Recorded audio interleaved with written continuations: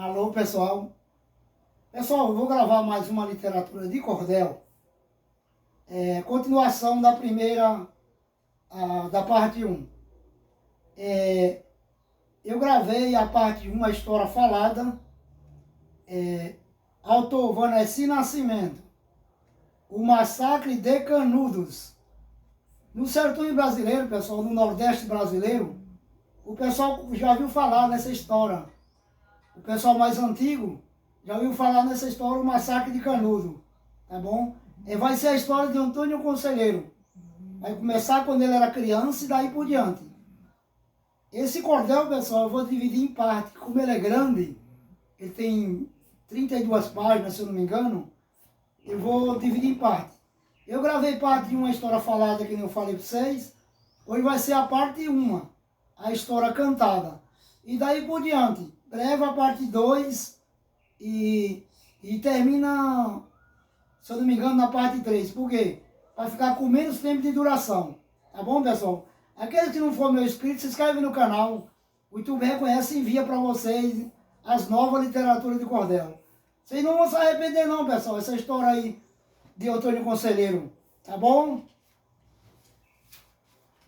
Então, pessoal, essa história ela começa assim.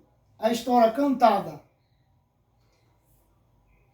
Era uma vez um menino chamado Antônio Vicente, bondoso, cheio de amigos, de família decente, tendo uma visão do mundo de todos bem diferente. Nasceu em Quixeramobim, província do Ceará, para vir servir ao povo, e foi vivendo por lá.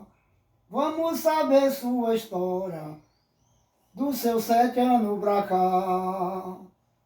Quando tinha essa idade, a sua mãe morreu, com a perda incomparável, muito tempo entristeceu. Foi a primeira amargura que na vida ele sofreu. Com a morte de sua mãe,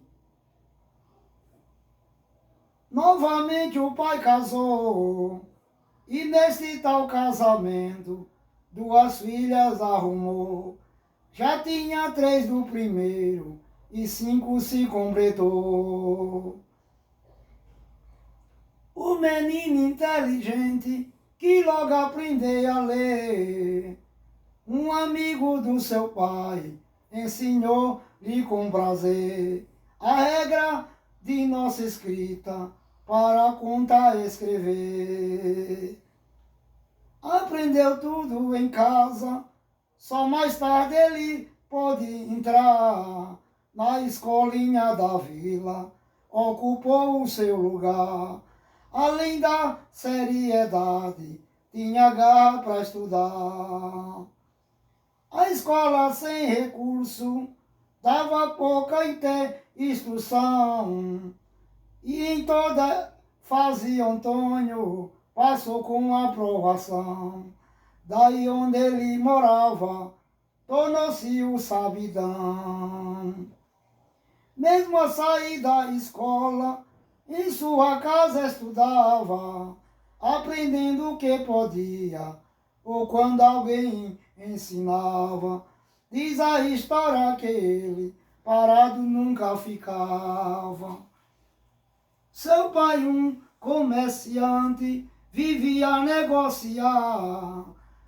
Naquele lugar pequeno, pôde a família criar. Nada tinha em demasia, porém sem nada faltar. Antônio ainda criança, alguém um dia contou de uma briga horrorosa em que seu avô entrou, sendo assassinado nela, briga pouco adiantou. A briga entre as famílias Araújo e Maciel, Maciel a de Antônio, cada um por ser fiel. Sofreu naquela peleja uma amargura cruel. A família Maciel lutou, perdeu a guerra, entregou aos Araújo uma boa posse de terra, porque somente é assim que o conflito se encerra. Os anos passavam rápido, o seu pai envelheceu, o cansaço foi chegando, fatigado padeceu, abraçado com Antônio, em uma rede morreu. Assim Antônio Mendes, o futuro conselheiro, com a morte de seu pai, assumiu como herdeiro o comércio da família para cuidar do dinheiro. Arrumou outros negócios, além do que o pai deixou, foi atrás de uma profissão e um serviço arranjou, tornando-se um caixeiro, onde muito trabalhou. Ainda foi professor, depois um provisionário, naquele tempo era assim, de repente nomeado, para se quiser assumir o cargo de delegado, cargo de advogado. Sem diploma, pouco estudo, chamaram o conselheiro, é justo que o juiz, para assumir lisonjeiro, o cargo de magistrado e ganhar um bom dinheiro. Foi um juiz competente quando seu cargo exerceu, julgava com retidão, fosse para rico ou bebreu, sem pular nenhuma regra, dentro da norma viveu. Antônio assim se tornou um ótimo advogado. De ver tanta injustiça, ele ficou revoltado. Onde um pobre sofria, estava ele ao seu lado. Lutou com garra e coragem, disposto para defender os pobres dos poderosos, donos fortes do poder, incomodado a quem fazia outro sofrer. Nesse trabalho difícil, Maciel compreendeu que defendendo os pobres, como ele defendeu, enfrentaria a quem nunca gostou de plebeu. E assim cada vez mais o jovem se revoltava de ver tanta injustiça, para a qual ninguém ligava. Os direitos do povo a própria lei retirava. Mas para acabar com isso, denodado pelejou. Nem tudo pode vencer, porém muito ajudou. Sem o exército almejado, ainda assim não parou. De modo que certo dia disse: não suporto mais aceitar tanto descaso, não tolerarei jamais ver as pessoas tratadas, pessoas como animais.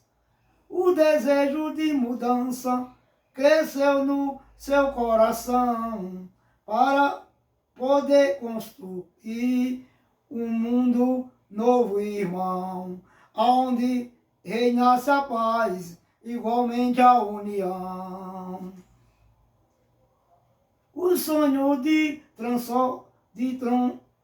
transcender, de ver um mundo mais justo, nada mais lhe importava, desejava a qualquer custo formar uma sociedade onde não houvesse injusto. Então certo dia disse: irei usar minha tática, porque não serei jamais uma pessoa estática. Se é certo o que proponho, irei colocar em prática. Foi aí quando Antônio sentiu forte chamado de nosso Senhor Jesus para transmitir seu recado, defender quem estava sendo sempre expoliado. Decisão tão importante mudou todo o seu destino. Subia quanto seria difícil ser peregrino e propôs um novo mundo para o povo nordestino. A partir daí tornou-se um andarilho a pregar, tempo novo, vida nova, pra com o povo mudar. A cidade de Canudos, onde todo ia morar. Cidade da esperança, abriu um novo horizonte, tudo bem organizado, tendo amor como fonte. Canudo livre para todos, Arraial de Belo Monte. Porém, antes da cidade, vamos conhecer primeiro a vida particular desse nobre brasileiro, falando do casamento do futuro conselheiro. Por não se celibatário, casou-se com Brasilina, que ele foi pouco amistosa. A convivência termina justamente quando ela teve a segunda menina. Com o fim desse lance, ele agiu rapidamente, arrumando outra mulher. Disse Deus onipotente, permita essa companheira, dá-me um filho novamente. Aconteceu dessa forma, formado um novo lar, sem de quem cheiramos bem, nesse tempo se mudar, mas já sendo conhecido, respeitada e popular.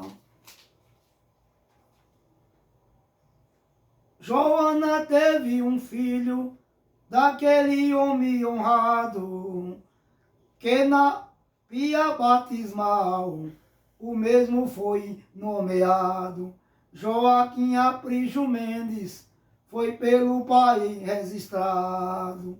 Após tais informações, partamos sem casuísmo, vendo as suas peripécias, façanhas ou heroísmo, e marcas de um movimento chamado messiarismo. Começou a ensinar pelo Nordeste inteiro, o povo passou a tratá-lo como servo verdadeiro, sendo logo apelidado de Antônio Conselheiro. Não permitiu nenhum filho ou mulher lhe acompanhar, e conversou com um padre, único lhe aconselhar, um plano de fato útil para em prática colocar.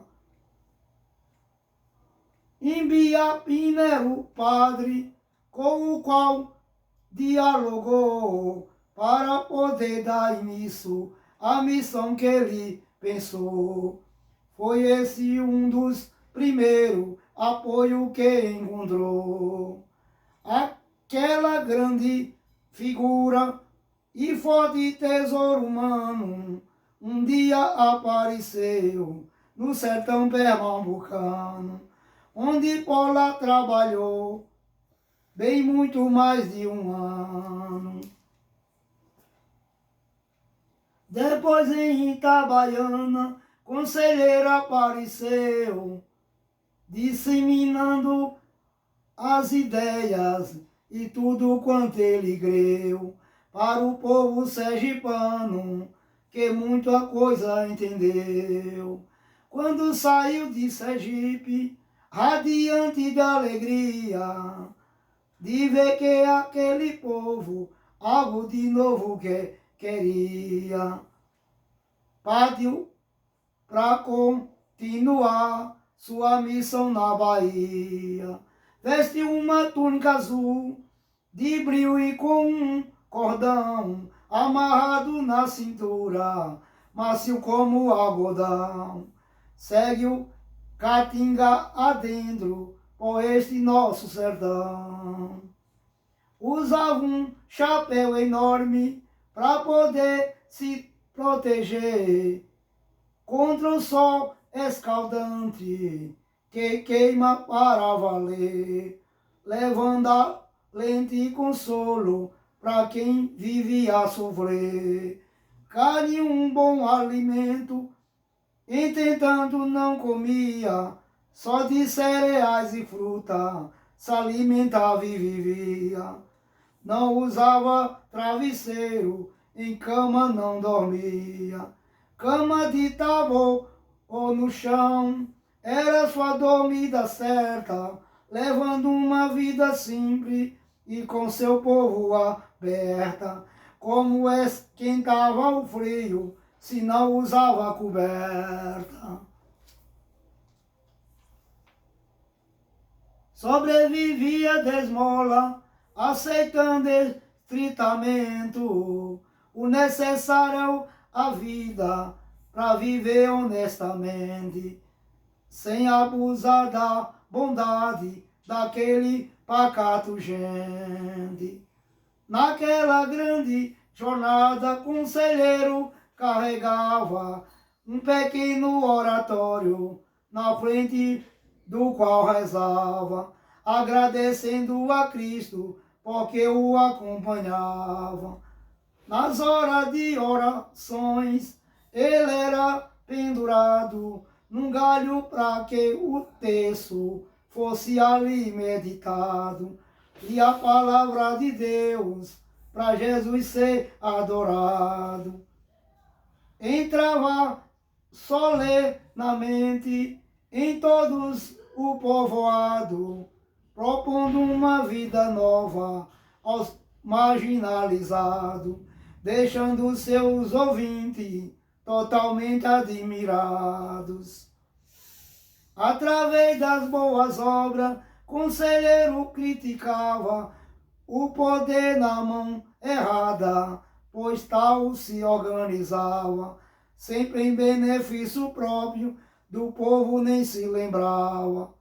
Horta, açude, cemitério, era suas construção, construídas com o povo, causava transformações, pois com ações criticava a falta de mais ações. Pessoal, vou parar por aqui mesmo, tá bom? E até breve, e eu estarei gravando a parte 2 daí por diante, até terminar esse livro maravilhoso, a história de o massacre de Canudo e a história de Antônio Conselheiro. Tá bom, pessoal? Fica com Deus e até breve.